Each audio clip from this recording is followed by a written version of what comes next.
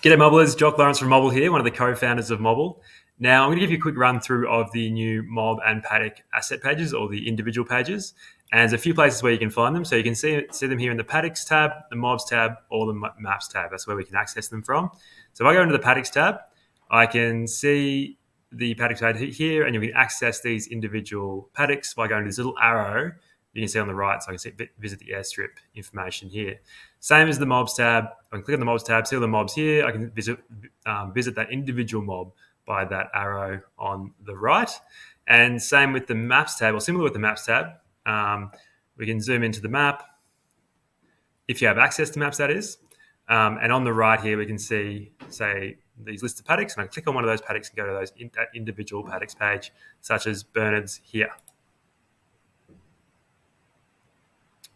Now, on Bernard's paddock, we can see a bunch of things like withholding periods, safe dates, the head in that paddock, the days grazed and days rested periods, and all the history, the paddock history on this paddock. So we can see we got spraying applied to Bernard's on the 3rd of August. And we also have the mobs in that paddock, and we can export this information from this page too. The paddock actions, things like spray records, and casualties in this paddock, all in the tabs there. We can scroll down further and see a few more information about some other things, and sort of the active tasks in this paddock too. Now, from this paddock, we can go to the mobs information, or we can do other functions like move mobs, add tasks, add mobs, edit this paddock, etc.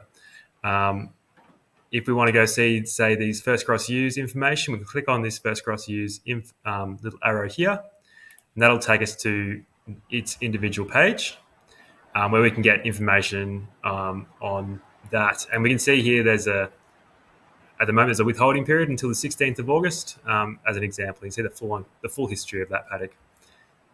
There's a mob here as well. And down here, we can see summary on the mob actions, and you can export that information on an individual mob, and things like casualties as well. So you can export that information on an individual mob. And yeah, so that's it for the mobs and paddock asset pages. Thanks. Cheers.